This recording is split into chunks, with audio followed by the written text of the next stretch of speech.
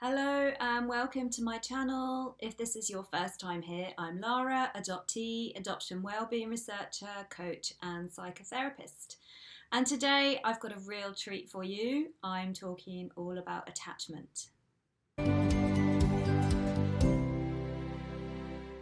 If you've watched my video on the 6 really important things for prospective adopters to think about in terms of their relationships with the adoptee in their lives, then you will have noted that number 1 on that list is all around secure attachment style. Now, ordinarily, most of us don't know what our attachment style is. We probably, if we have any self-awareness, are familiar with how we are, the patterns that we set up within relationships. We know if we feel suffocated within relationships, or conversely, if we feel that we're very needy within relationships, or depending on how you are within relationships, what style those patterns tend to be. The way that we are in our relationships are very dependent upon our attachment style. Now, attachment style is a theory of understanding how we relate to others, and it was discovered by Bowlby and then furthered by Ainsworth in the sort of 60s, 70s. And it's one way of really understanding how we relate to other people.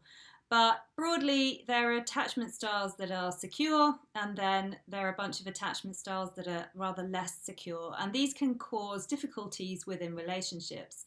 So just to reiterate, the first point on my 6 things to think about when bringing up your adoptee was a secure attachment style. So just to double back on that, you probably don't know what your attachment style is, but it's really important to become self-aware. Self-awareness, emotional intelligence, as we've been talking about all the way through this, is kind of vital. So if you're somebody who has had a history of kind of disrupted or toxic relationships, difficulties, serial patterns within your adult relationships, it could well be that there's something going on in terms of how you attach with other people.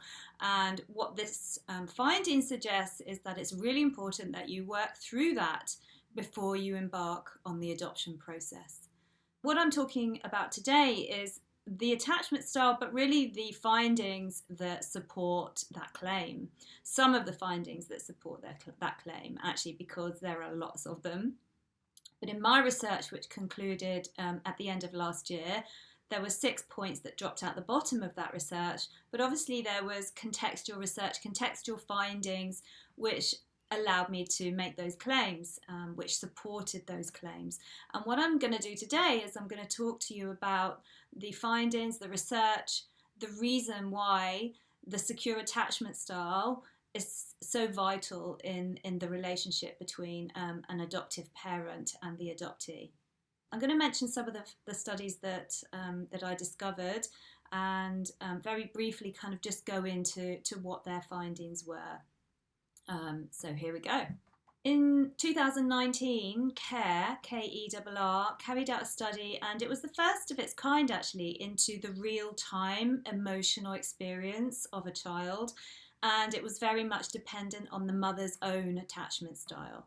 So what that's suggesting is that if the mother has a secure attachment style, that the child's real-time emotional experience is much more positive than if the mother has an insecure or an avoidant or an ambivalent attachment style.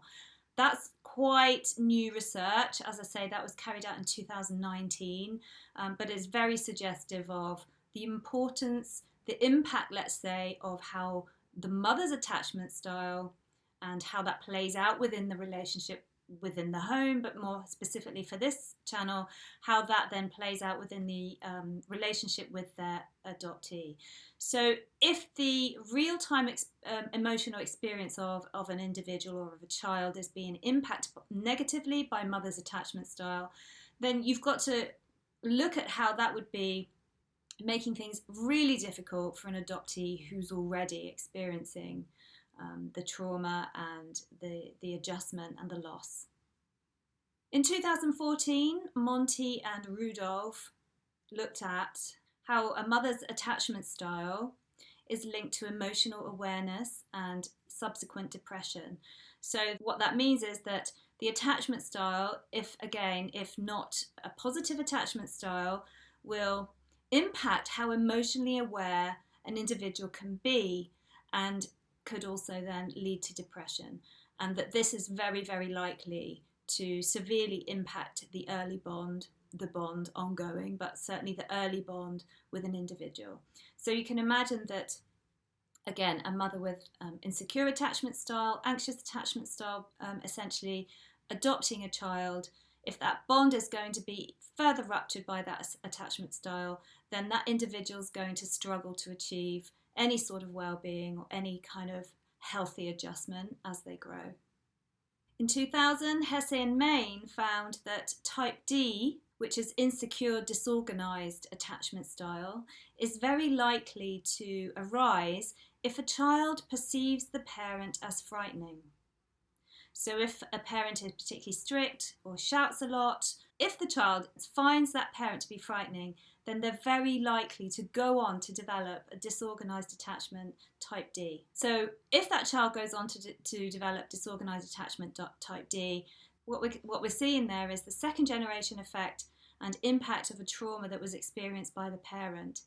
Now, I've stopped there by saying that child might go on to later experience type D attachment style, and we know that that then is much more likely to result in disrupted relationships as adults, potentially divorce, or the problematic parts of insecure attachment in adulthood.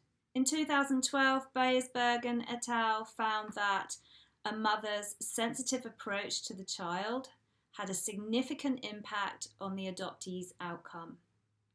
So that and this goes back to what we were talking about previously, the mentalization, I think. But at this point, what we're suggesting is that it's much more likely that you can be a sensitive parent if you're secure within yourself anyway.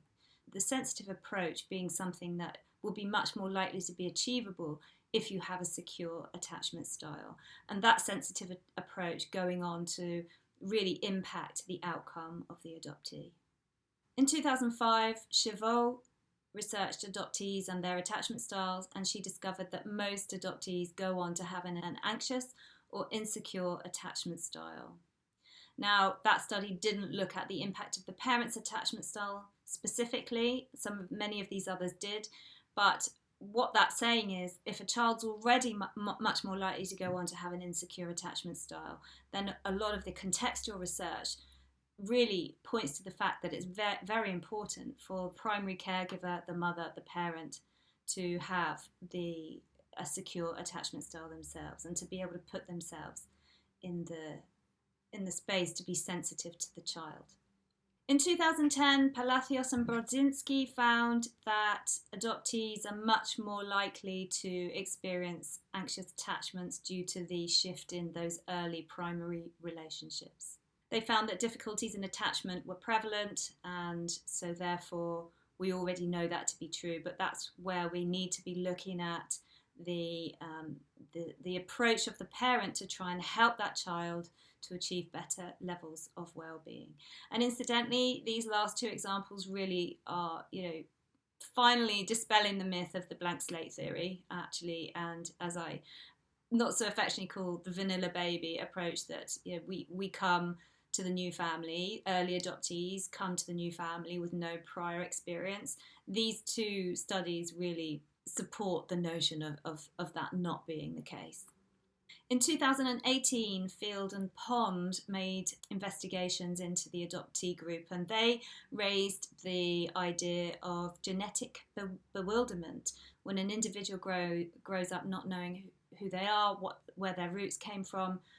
This idea about genetic bewilderment, they are much more likely to go on to struggle to form positive attachments themselves later in life.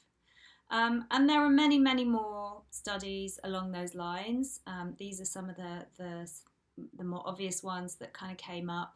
I could go on, but really it's just to kind of push home the point about that if you are somebody who's thinking about adoption, if there's anything about your style of attaching to other people that you feel maybe needs work, that you feel that you ought to be thinking about and working on, looking at, these findings suggest that that's something that's going to absolutely benefit the adoptee in your life in order to help them achieve greater well-being.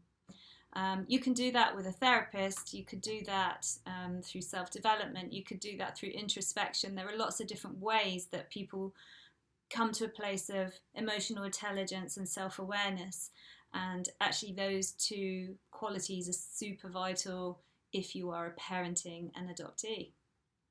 I hope you found this helpful. There'll be more coming your way along these lines, but please tell your friends, tell your colleagues, like and subscribe if you think this channel's worthy of doing so, and do please hit the bell if you would like to know about the new upcoming videos.